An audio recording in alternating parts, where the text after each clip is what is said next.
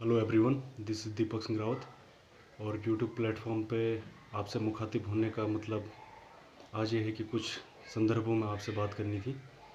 आपने कभी भी मुझे फेसबुक या कहीं भी यूट्यूब प्लेटफॉर्म पे कभी किसी भी प्रकार से लाइव या कोई बात रखते हुए नहीं देखा होगा, लेकिन आज कुछ दो चार चीज़ें हैं जिनके बारे में बात करनी है आपसे। जिसमें सबसे पहले है जनता क्या कर रही है, क्या करना चाहिए, क्या नहीं करना चाहिए। उसके बाद पुलिस क्या कर रही है, किस प्रकार कर रही है, क्या नहीं करना चाहिए उनको। उसके बाद डॉक्टर्स पे बात करेंगे, डॉक्टर्स किस तरीके की परेशानियों से, किस प्रकार वो चैलेंजेस ले रहे हैं दिन प्रतिदिन, और उन चैलेंजेस को बखूबी पूरा भी कर रहे हैं और अपनी तरफ से भरक प्रयास भी कर रहे हैं। उसके बाद बात करेंगे गवर्नमेंट की, गवर्नमेंट का क्या जिम्मेदारियां बनती हैं, राजनीतिक इच्छा शक्ति दिख रही है नहीं दिख रही है, सरकार को क्या प्रयास करने चाहिए, सरकार को जनता किस प्रकार से मदद कर सकती है, किस प्रकार से इस समय में गुड गवर्नेंस कायम किया जा सकता है। तो इस संदर्भ में बात की करते हैं। सबसे पहले बात करते हैं जनता की। आजकल आप देख रहे हैं कि किस प्रकार से कोरोना महामारी है, दिन प्रतिदिन इस प्रकार बढ़ रही है, लोग अपने सगे संबंधियों को खो रहे हैं। आप या मैं शायद हो सकता है कि उस प्रकार की अनुभूति तब तक व्यक्ति को नहीं होती जब तक व्यक्ति उस पीड़ा से खुद न गुजरे। दोस्तों, लोगों की पीड़ा का अनुमान आप इस तरह समझ सकते हैं कि कई प्रकार के शमशान घाट हैं जहाँ पर मृतक परिवार लोग जब मृतक को लेके जा रहे हैं तो उनको 2-2 दिन तक रुकना पड़ रहा है। उनको वहाँ पे शवों को जलाने की परमिशन भी 2 दिन बाद तक मिल रही है, जगह नहीं बची है। इस प्रकार की स्थिति हो गई है।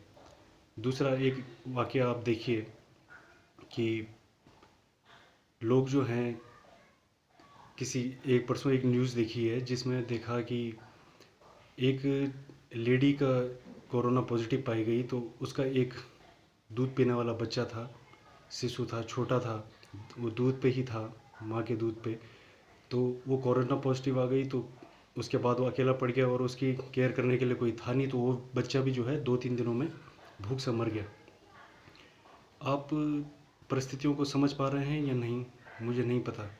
लेकिन जब तक व्यक्ति ये सोचेगा कि लोग मर रहे हैं, लोग नहीं मर रहे हैं, वो किसी के सगे संबंधी हैं, किसी के प्रिय परिजन हैं, अपने किसी किसी ने अपना भाई खो दिया, किसी ने अपना पिता माँ बाप खो दिया।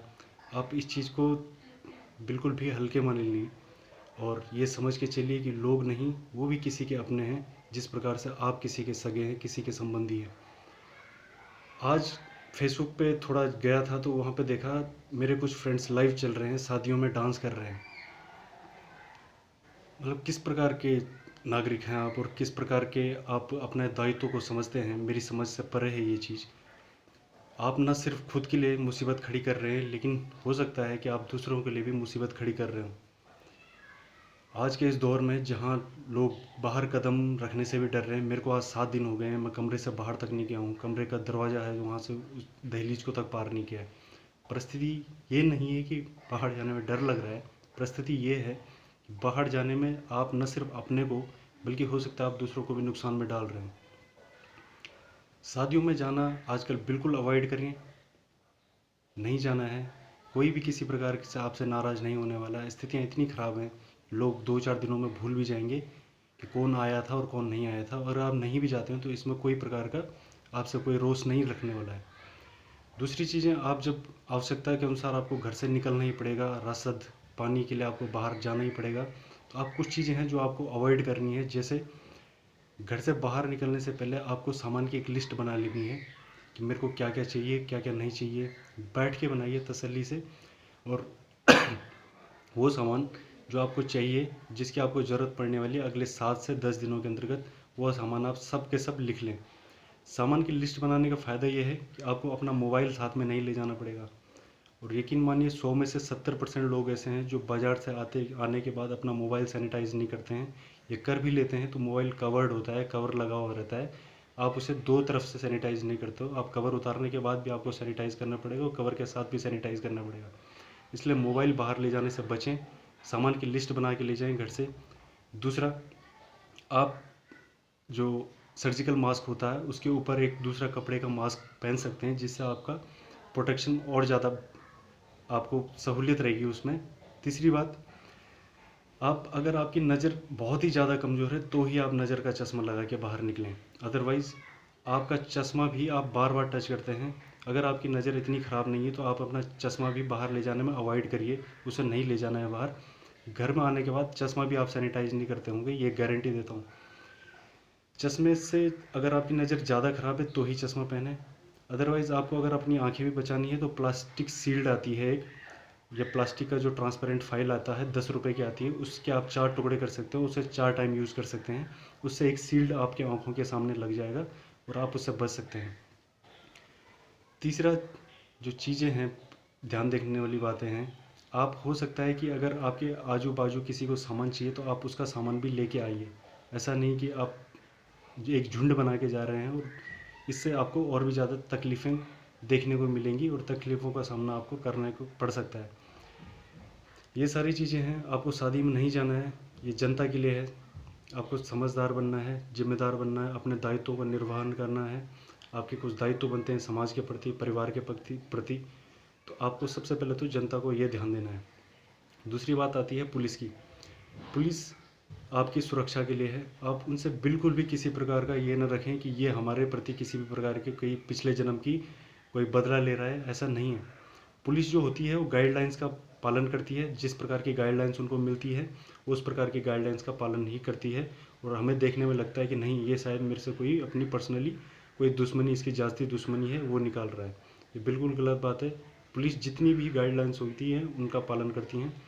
पुलिस प्रशासन से भी निवेदन है कि किसी भी व्यक्ति पर लाठी का प्रहार करने से पहले बिल्कुल उसे जांचें, परखें, दूसरों की पीड़ा को समझें। पुलिस समझती है और समझने का प्रयास भी करना चाहिए कि आपका जो घर से बाहर कोई निकला है उस पर किसी भी प्रकार के लाठी प्रहार से पहले उससे पूछें कि आप किस कारण से निकले हैं। अगर आपको लगता है कि कारण जायज़ है तो उसे आप हो सकता है उसे आपके अगर आप उसको थोड़ा और उसके दायित्वों का बोध भी कराएं कि आप थोड़ा ज़्यादा सजग रहें, ऐसे रहें, इस प्रकार से बाहर नहीं निकलना है, तो उस पर आप ज़्यादा ध्यान दे सकते हैं। पुलिस जो है, पुलिस आप जान भी नहीं सकते इस चीज़ को, आप शायद ही समझ पा रहे हो कि पुलिस भी किसी के घर परिवार का हिस्सा है और शाम को उन्हें भी घर जाना होता है। अभी मेरे अपने एक सीनियर से बात हुई थी, वो पुलिस में हैं, उत्तराखंड पुलिस में। तो वो जब घर जाते हैं तो कहते हैं कि अपने बच्चों से मिलने में तक डर लगता है कि किस प्रकार से इनको मिलें, हो सकता है हम इन्फेक्टेड हों, बाहर से आ रहे हैं, दिन भर बाहर हैं, तो कई दिनों दिनों तक अपने बच्चों से दूर रहना पड़ रहा है। आप उनको समझिए। पुलिस भी नहीं चाहती कि किसी पर बेवजह लाठी प्रहार हो, लेकिन वो भी दिन प्रतिदिन उसी प्रकार की चीज़ों को फेस कर रहे हैं जिस प्रकार की चीज़ें आप फेस कर रहे हैं। उनका भी स्वास्थ्य है, उनका भी अपना एक निजी जीवन है, उन्हें भी चीज़ों से डर लगता है, उन्हें भी इन्फेक्टेड होने का डर रहता है, लेकिन बजाय इसके वो आपकी सेवा में तत्पर हैं, आपको बचाने के, आपकी सुरक्षा के लिए हमेशा खड़े हैं, सजग हैं। तीसरी बात आती है डॉक्टर्स पे। आज की डेट में डॉक्टर्स आप देखें तो आप कहते हैं कि डॉक्टर्स धरती पर भगवान है, बिल्कुल सही जान पड़ता है। डॉक्टर्स वे लोग जो कभी कभार शायद किसी प्रकार के केस में जिनको देखने को मिलता हो कि शायद डेथ हो गई हो, ये ऐसा है। आज प्रत्येक दिन न जाने कितने ही डेथ केसेस वो देख रहे हैं। आप एक अनुमान लगा सकते हैं कि किस प्रकार की मानसिक पीड़ा से वो गुजर रहे होंगे। उनका भी परिवार है, उन्हें शाम सुबह की ड्यूटी से जब वो शाम को घर जाते होंगे तो आप देखते होंगे कि वो किस प्रकार से उनके दिमाग में, इजीली इतना जल्दी आप दिमाग से हटा नहीं सकते कि चलो कोई इंसान आया और मर गया। डॉक्टर का काम है किसी को जीवन को बचाना, और नहीं बचा पाए तो उसमें उसकी ग्लानि होती है उसे कि मेरा एफर्ट लगाने के बावजूद अगर कोई मरीज़ मर गया है, नहीं बचा पाया, तो डॉक्टर्स को उसकी भी उसके दिमाग में वो चीज़ें चलती हैं। तो डॉक्टर्स पे किसी भी प्रकार का दुर्व्यवहार न करें। डॉक्टर्स आपके लिए सही में भगवान हैं, आपकी केयर कर रहे हैं। इस प्रकार की बीमारी आप देख रहे हैं कि जो आपका पीपीई किट है उसमें रहना अपने आप में एक बहुत बड़ा चैलेंज जान पड़ता है। उसमें किस प्रकार दिन भर 6-7 घंटे तक पहन लो तो पानी तक नहीं पी सकता इंसान, ऊपर से इतना ज़्यादा डिहाइड्रेटेड हो जाएगी बॉडी, डिहाइड्रेटेड, और पसीना बहुत ज़्यादा निकलता है। तो डॉक्टर्स बहुत अपने आप में बहुत बड़ा चैलेंज है डॉक्टर्स के लिए, और डॉक्टर्स अपने कर्तव्यों को पूरा निर्वहन कर रहे हैं, वो बचाने के लिए हैं, बचा रहे हैं। इसलिए किसी भी प्रकार के हॉस्पिटल्स में जाने से पहले ये वहाँ से निकलने के बाद आप डॉक्टर से बिल्कुल भी किसी भी प्रकार का रोष न रखें। वो अपना 100% दे रहे हैं। 100, मैं तो बल्कि ये कहूँगा कि वो अपना 1000% दे रहे हैं। अपनी फैमिली से दूर, कई लोग हैं जो फैमिली से दूर हैं, घर जा रहे हैं शाम को, तो फैमिली से नहीं मिल पाते हैं बिकॉज दे आर डॉक्टर्स। और ये उनका काम है, ये उनका डॉक्टर्स होना उनके लिए, ये नहीं कहूँगा कि मुश्किल की बात है, लेकिन ये काम है उनका और लोगों को बचाना उनका काम है। तो डॉक्टर्स भी आजकल आप देख रहे हैं एक मेंटल ट्रॉमा से गुजर रहे हैं। एक दिमाग पे एक इतना बुरा आघात पड़ता है किसी व्यक्ति के, अगर आप देखिए, आप अगर दिन में 6 से 7 8 10 केसेस ऐसे हैंडल कर रहे हैं जिनको आप बहुत प्रयास करते हैं लेकिन नहीं बचा पाते हैं, तो आप एक समझ सकते हैं कि किस प्रकार की मानसिक पीड़ा से डॉक्टर्स गुजर रहे होंगे। लेकिन सैल्यूट है डॉक्टर्स के लिए, वो अपना पूरा इस विकट परिस्थितियों में भी अपना दायित्व पूरी तरह से निभा रहे हैं। और आगे भी आप देखेंगे कई प्रकार के डॉक्टर्स की भी डेथ हुई है। आप ये ना समझें कि किसी प्रकार का कोई साधारण व्यक्ति गुजर रहा है, डॉक्टर्स भी गुजर रहे हैं, और वो इसलिए गुजर रहे हैं कि वो लोगों के बीच में थे, उनकी सेवा कर रहे थे। तो डॉक्टर्स के प्रति आप उन्हें सम्मान के नज़र से देखें, वो सम्मान के पात्र हैं। चौथी जो चीज़ आती है गवर्नमेंट की, सरकार क्या कर रही है। सरकार अपनी तरफ से देखिए सिर्फ और सिर्फ कानून, गाइडलाइंस, दिशा निर्देश जारी कर सकती है कि आप ये करें वो ना करें, अपेक्षाएं कर सकती हैं। लेकिन कहीं ना कहीं ये भी मानना होगा कि राजनीतिक इच्छा शक्ति की कमी है। उदाहरण के तौर पे मैं बताता हूँ आपको, कोरोना के जो पेशेंट्स हैं उनको जो डॉग्स को स्टरलाइज करने के जो सेंटर्स होते हैं वहाँ पे शिफ्ट किया जा रहा है। कई जगह देखने को मिल रहा है कि पशु अस्पतालों में मरीज़ों को रखा जा रहा है, डॉग्स स्टरलाइजेशन सेंटर में मरीज़ों को ले जा रहे हैं। ये इस चीज़ से आप देख सकते हैं कि किस प्रकार की चीज़ें हैं। आप उदाहरण के तौर पे देखिए, आपके क्षेत्र में कोई भी प्राइमरी हॉस्पिटल है जहाँ पे एक मेन डॉक्टर होता है, उसके साथ जीएनएम, 2 जीएनएम और 1 एएनएम होता है। तो आप देखें आपका प्राइमरी या डिस्ट्रिक्ट हॉस्पिटल है, उसके 500 मीटर के दायरे में किसी न किसी प्रकार का कोई ना कोई स्कूल होगा। प्राइमरी हॉस्पिटल के आसपास देखेंगे आप तो या तो राजकीय इंटर कॉलेज होगा, डिस्ट्रिक्ट हॉस्पिटल के आसपास भी राजकीय इंटर कॉलेज होगा। तो स्कूल्स आज बहुत टाइम से बंद हैं। क्या पेशेंट्स को वहाँ पे शिफ्ट नहीं किया जा सकता है? बिल्कुल किया जा सकता है। और प्रत्येक हॉस्पिटल के 500 मीटर के दायरे में सिर्फ और सिर्फ एक स्कूल ज़रूर होगा, एक या दो या तीन से ज़्यादा स्कूल्स होंगे। पेशेंट्स को वहाँ पे शिफ्ट किया जा सकता है, वहाँ पे बेडिंग फैसिलिटीज़ दी जा सकती हैं। बेडिंग फैसिलिटीज़ को इतना ज़्यादा खर्चा नहीं आता है, लेकिन राजनीतिक इच्छा शक्ति थोड़ा यहाँ पे कमज़ोर दिखती है।